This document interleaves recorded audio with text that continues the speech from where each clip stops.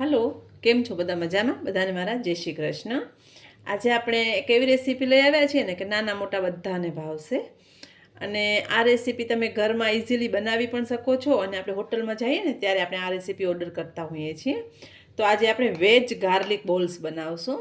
હવે આ એકદમ ઇઝી છે, સિમ્પલ છે અને ઘરની સામગ્રીમાંથી જ થઈ જશે. તો તેના માટે મેં કેપ્સિકમ, ગાજર અને કોબીજ લીધા છે. આદું છે, આજીનો મોટો છે, લીલા મરચાં છે, એરોમેટિક પાવડર છે, મેંદો છે, શેજવાન ચટણી છે અને કોર્નફ્લોર છે. અને ગાર્લિક બોલ્સ બનાવવાના છે તો ગાર્લિક તો હોય જ. તો લસણને મેં છોલી અને એને થોડાક સાંતળી લીધા છે તેલમાં, કારણ કે કાચું લસણ નાખવાથી ટેસ્ટ સારો નથી આવતો. તો હવે આપણે લસણને આવી પહેલાં મેશ કરી લઈએ, થોડુંક અધકચરું એને કરી લઈએ પહેલાં. તો હું થોડોક ખાંડણીથી અધકચરો એને વાટી લઉં છું, કારણ કે કાચું લસણ નાખીએ ને તો ટેસ્ટ સારું નથી આવતું.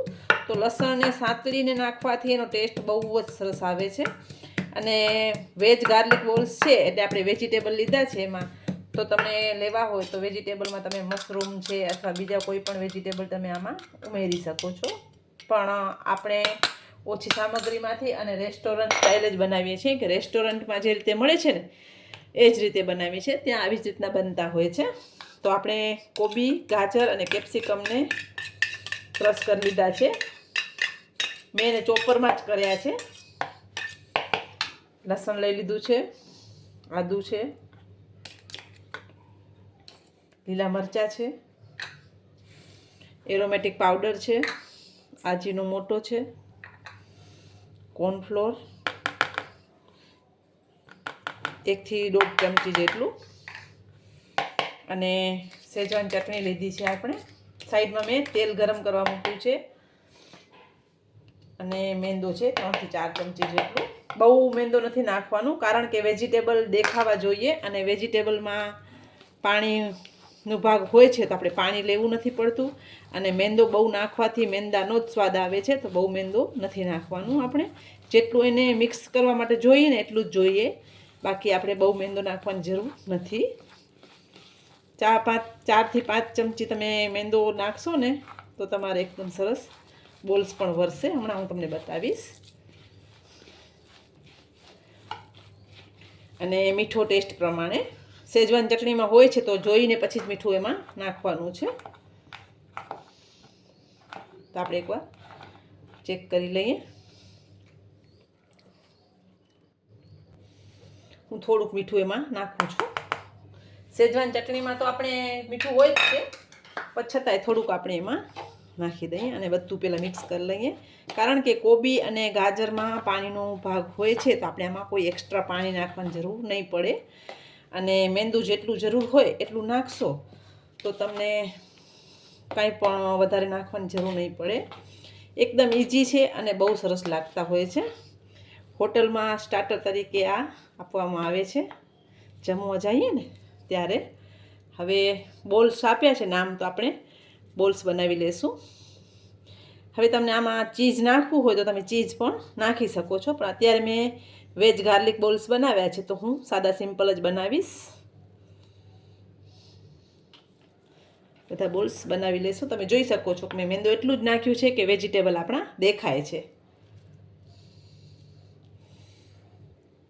તો આપણું તેલ સરસ આવી ગયું છે. એક બોલ્સ મેં એમાં ઉમેર્યું છે કે જોવા માટે કે તેલમાં છૂટી નથી જતું ને, તો ના સરસ થાય છે, છૂટતું નથી. હવે આપણે આને સરસ તળી લેશું.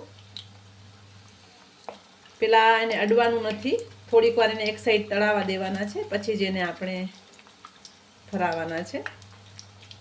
એટલે બંને બાજુથી સરસ ક્રિસ્પી થઈ જાય અને વેજીટેબલ પણ થોડાક સતરાઈ જશે એટલે ટેસ્ટ બહુ જ સરસ આવશે.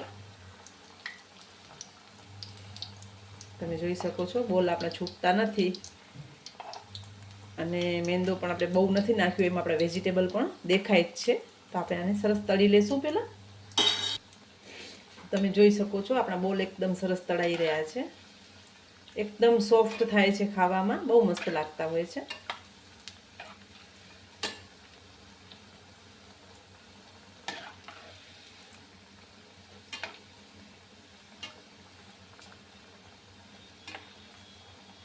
લસણને થોડુંક તેલમાં સાતળીને નાખવાથી બહુ સરસ ટેસ્ટ આવે છે. જો કાચો લસણ હોય ને તો બહુ સારો ટેસ્ટ ના આવે. તો આપણે કાઢી લઈશું બોલ્સને. તો તૈયાર છે આપણા વેજ ગાર્લિક બોલ્સ. એકદમ સોફ્ટ છે, એકદમ ગરમા ગરમ આપણે સર્વ કર્યા છે. બહુ સરસ લાગે છે. તમે એકવાર ટ્રાય કરશો ને તમને આઈડિયા આવશે. ઉપર થોડીક સ્પ્રિંગ ઓનિયન, જે લીલી ડુંગળીના પાન હોય ને એ છે.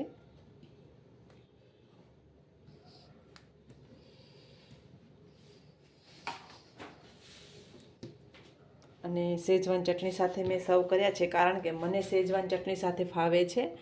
આવી રીતે ટૂથપીક એમાં લગાવી દઈએ.